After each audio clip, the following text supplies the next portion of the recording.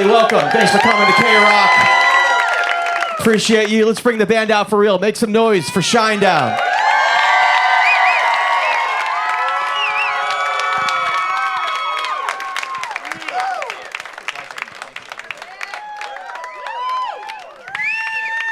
We have chairs. We have microphones. Check it on. There it is. Hey. What's up, everybody? Hello. Friday in Los Angeles. It is Friday. It's not Saturday, right? We're recording this on a Friday in the afternoon, so thanks for making some time and thank you. being here in Mid-Wilshire on a Friday to join us with Shinedown at KROQ. Barry, Eric, Brent, and Zach, thank you for the time and for being here. I want to kind of start this conversation by talking about radio. We're at a radio station. We are. You've been a band. You've been going since like 2003. Radio's a big part of your journey and your story. Talk a little bit about radio and its involvement with you and your career.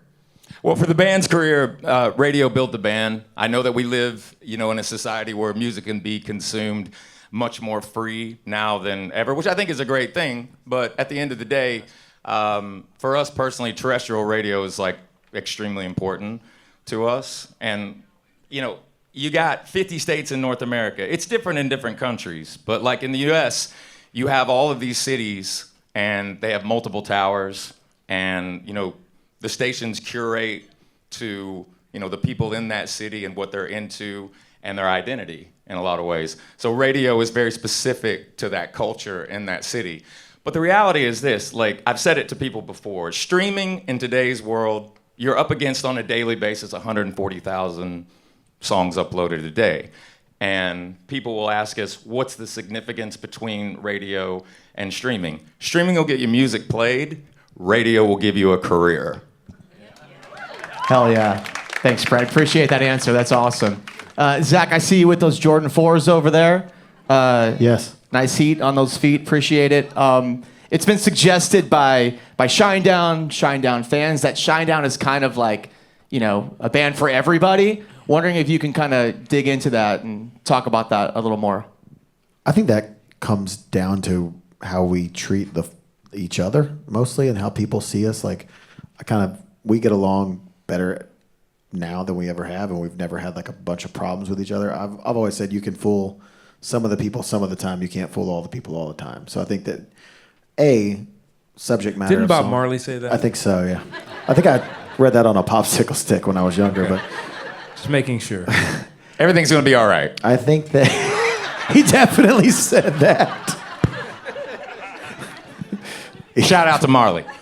Yeah, all of the Marleys. I think that subject matter of songs too. I've always said like, no, I don't want to like offend anybody. We chose not to write songs about getting laid. You know what I mean? Like I would rather. We would rather write a song that makes you feel like you can jump through the roof of a building or run through a brick wall than something that's going to fade and you don't want, I listened to this song about getting laid when I was a kid, but I have kids now and I don't want them to listen to this song. You know what I mean? So like, I think that combined with just how we treat each other, I think that we are a people's band. I think that people notice that about us. When we're on stage together, if you don't notice us having fun, you are not paying attention. And unless it's Let's Get It On by Marvin Gaye. What's Zach saying? That one works. We don't have a lot of sex. Speak for yourself, Eric.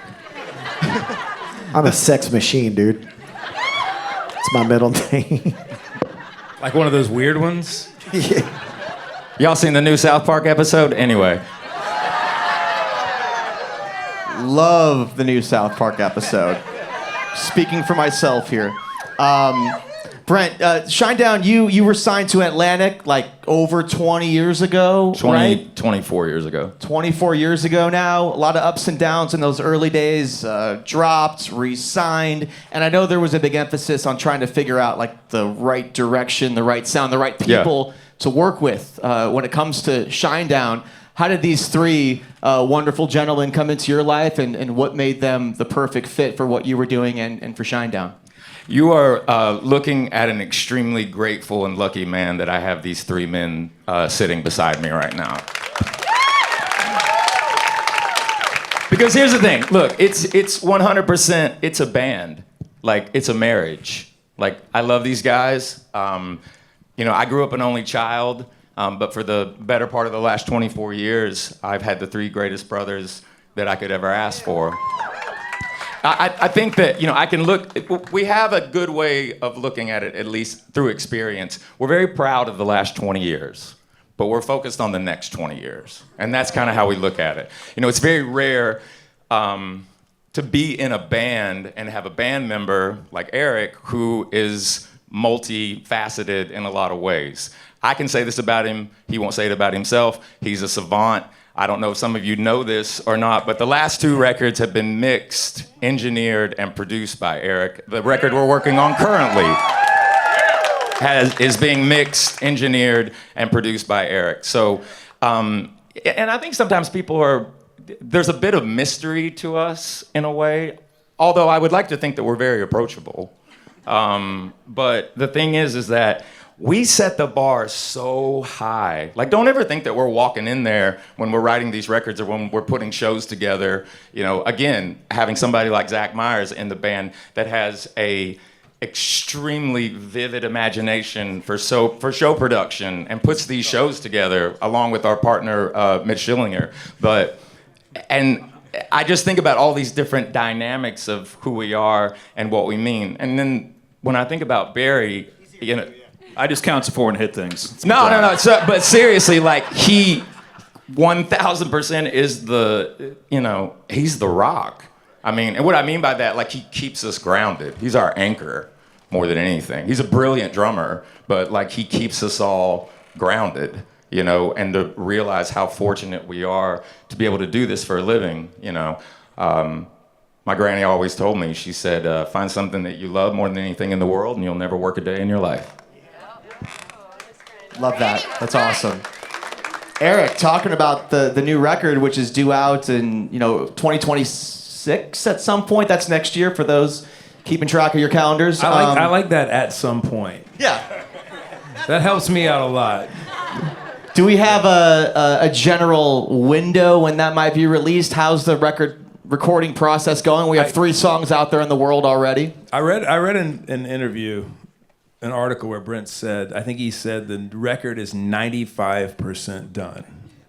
And I said he forgot the decimal point between the 9 and the 5. No, I think we're eyeing March, right?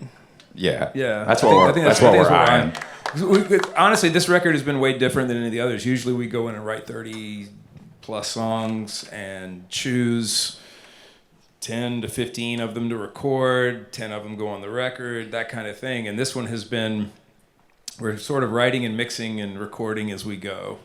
So we still have songs to write, and we have 3 songs that are already released from the record. So it's been a unique experience for sure. But after this tour, we're going into hard work mode and get it finished for sure. Yeah, we've got some shows, some bigger exposure shows that haven't been announced yet. But for the most part, once we finish, I think this is August 1st. Pretty much this entire month is the back half of the Dance Get Dance tour for the year. Yeah, I mean, we've got to go in. Look, we're not walking into the studio every day going, let's write a song because it'll make us famous. We're writing the songs because we have something to say. Every time we do this, like me and Eric always talk about it too. All of us do in the band. Like, it sounds simple, but you have to remind yourself it's not like it's not gonna happen. Like we're gonna complete it and then give it to the world. But we take it seriously. We take it really seriously. That's a good lesson for everybody here. Like if you have something going on in your life and you're stressed out about it and you feel up against a wall. I mean, I get like that about these records nonstop. He has to talk me off of a ledge all the time. But he's right. It's not like it's not going to happen. It's not like you're not going to have a moment where it's ready to go and you're successful and you achieve the thing you were trying to achieve.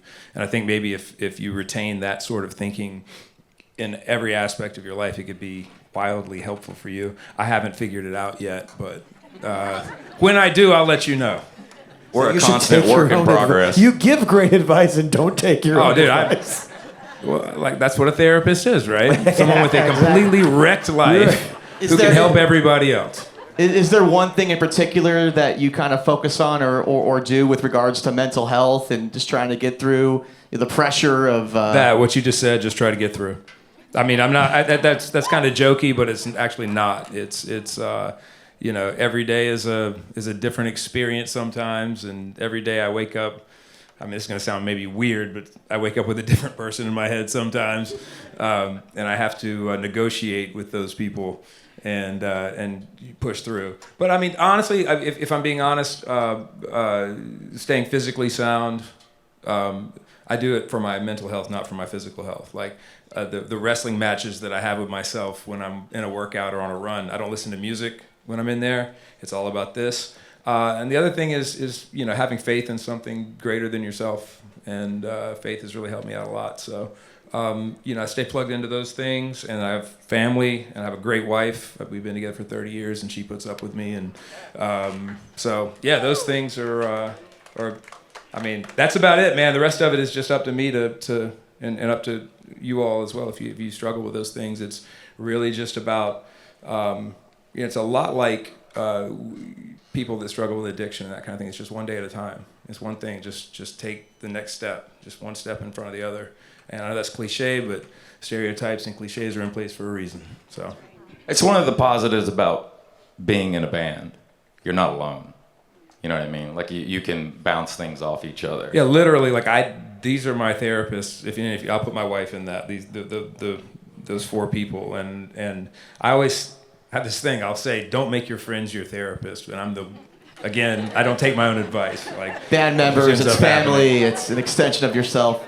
That's amazing. Barry, I want to talk to you about some of the shows recently. Brent was just talking about some shows that are going to be announced for next year. As we record this, Kia Forum on Sunday, a huge milestone for Shinedown, which is going to be happening very soon with Bush.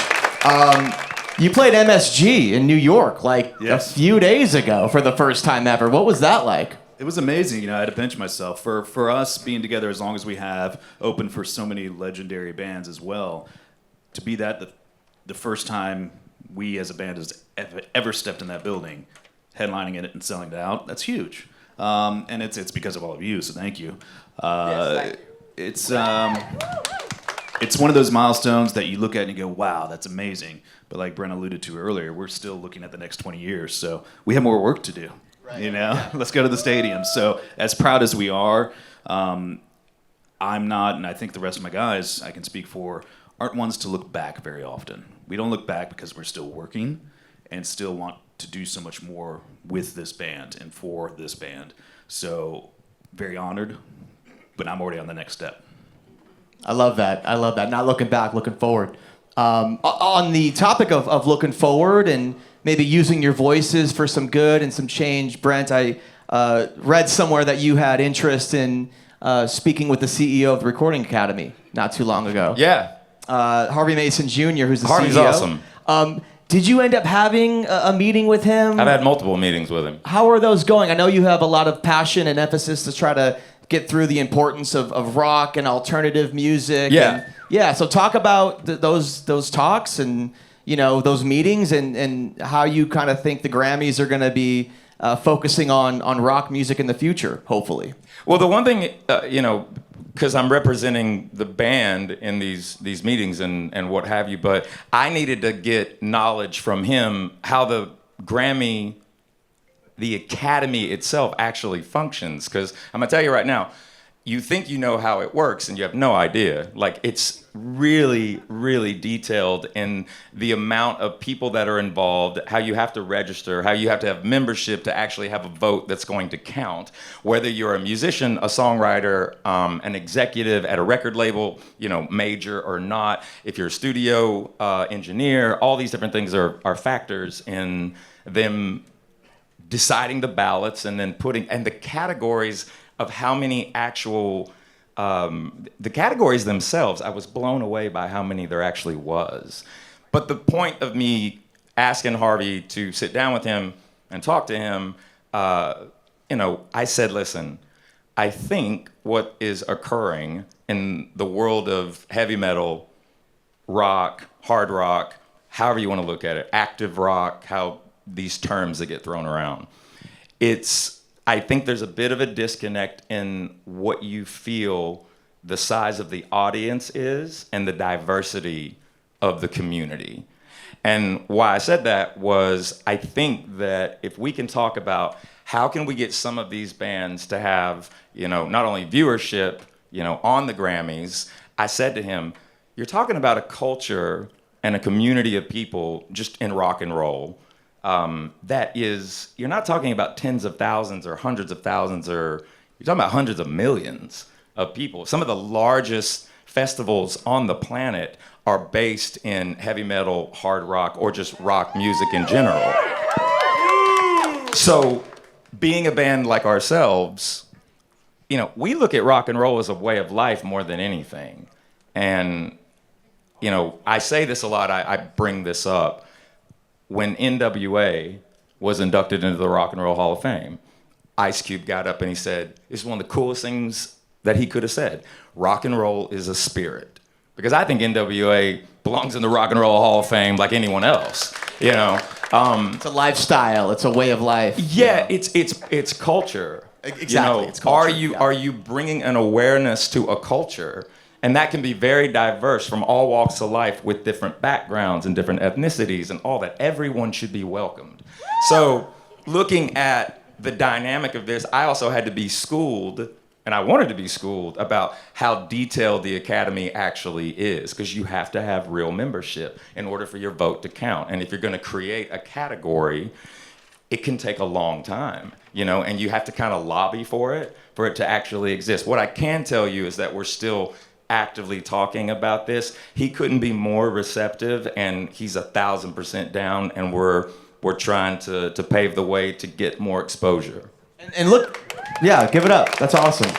And look at 2025. It's kind of like the resurgence of rock music. It's really happening right now. You look at like year over year consumption, and just we've been on this journey where now like rock music genuinely is, if not the top, one of the top, consumed and listened to genres on the planet, in the country, so it should have more representation. Well, I don't think that you're ever going to replace drums, bass, guitar, badass vocals, and a killer song.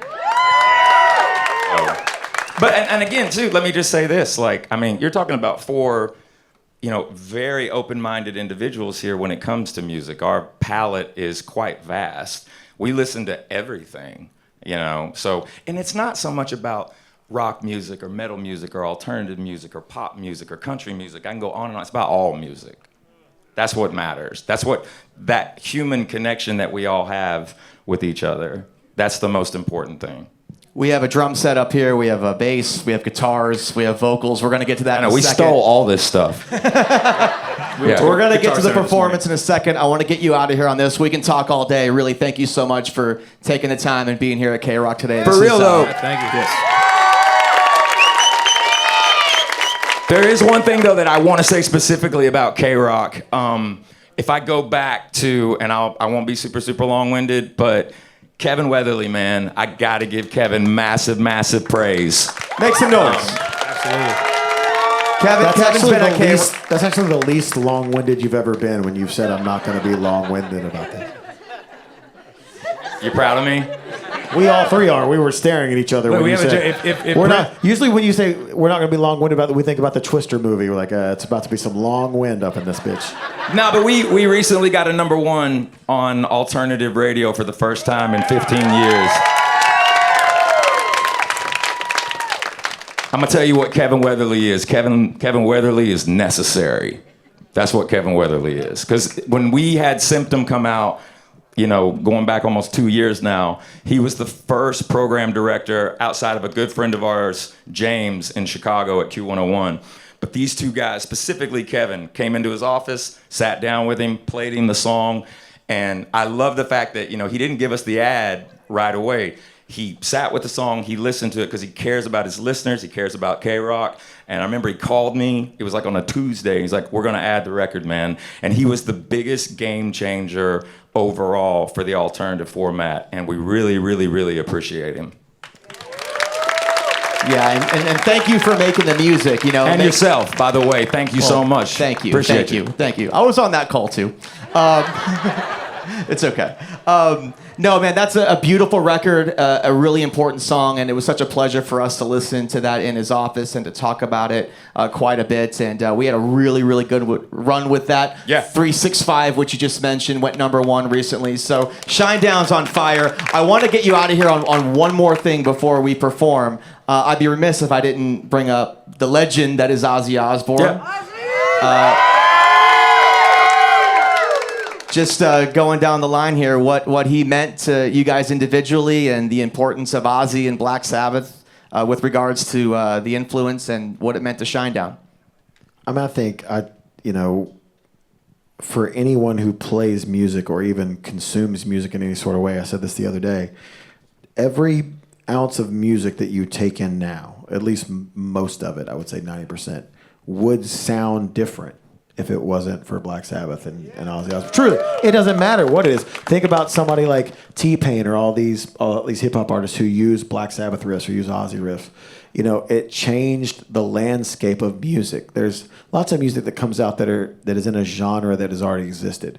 To invent a genre of music, when's the last time someone had invented a genre of music? That's insane to think about. And we got to be alive for that. And this one guy who did it. It's insane. So it's for us, it was a big loss, and it was a big loss. To see people come out and there's nothing negative you can say about a person is insane. This day and age, when you can poke holes in anything, to have one guy come out and they don't say anything bad. Nothing. That's crazy. So for us, it was a big loss, and we know for everybody else, and we're just wishing his family well and his friends. And appreciate that perspective. Thank you, Barry. You have some words? I can't top that, honestly. Yeah, Zach for me, crushed it. It was life changing for me to have Ozzy in my life. I have an older brother who turned me on to Ozzy at a very, very young age. Bark at the Moon came out, and I stole his cassette, and I went in my little tree house, and I would sit there and listen to it over and over and over and over again. I wouldn't be the drummer I am, the musician I am today without him. So, yeah, I mean, Ozzy's a legacy. Ozzy's a household name. That transcends so many things and has been a household name since the 70s. So he'll be missed, but he left us with such a wonderful legacy and had such a wonderful, bright life that we can't be sad about it. We should be happy and celebrating it.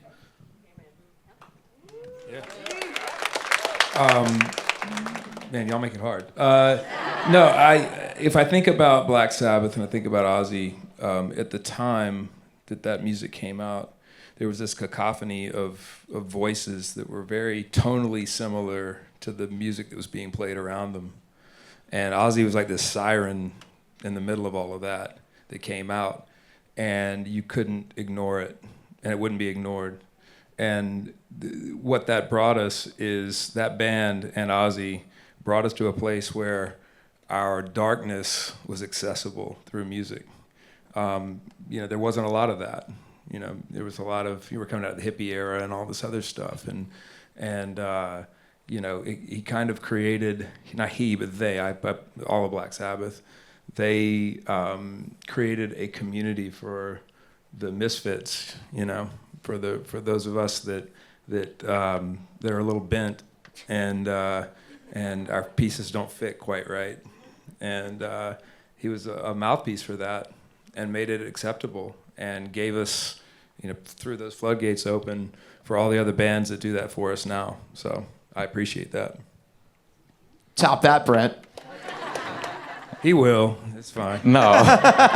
He is the lead I know singer. he will. Now, I'll be honest with you. When I think about him specifically, probably the very first. Because if you notice something interesting about Ozzy, you never saw him really play an instrument. His instrument was this persona that he had created. And his voice, like Eric was saying, that voice is beyond, completely recognizable. Literally a guy in any genre of music, you know exactly who that is. He could sing any other style, but that voice would resonate. But he was vulnerable. You know what I mean? This guy that had, a ton of demons, in his mind, if you will, and would act out on these wild, scenarios and what have you. But when he was calm and he was sober, he was such a thoughtful and loving and caring individual. And he talks about it, you know. I mean, to be married to Sharon forever and was always loyal to her and their kids. You know, he was a family man, like, you know, tried and true. I think the world can learn a lot from Ozzy Osbourne, and he left us a legacy of music, you know. He's not gone. He's everywhere. Shout out Ozzy Osbourne. Rest in peace. Zach, Barry, Eric, Brent, thank you so much for the perspective. Thank you for the conversation. Thank you for being here. We're going to take a couple minutes to reset the stage, and they'll be back in a few minutes to play some songs. Super quick. Thanks, guys.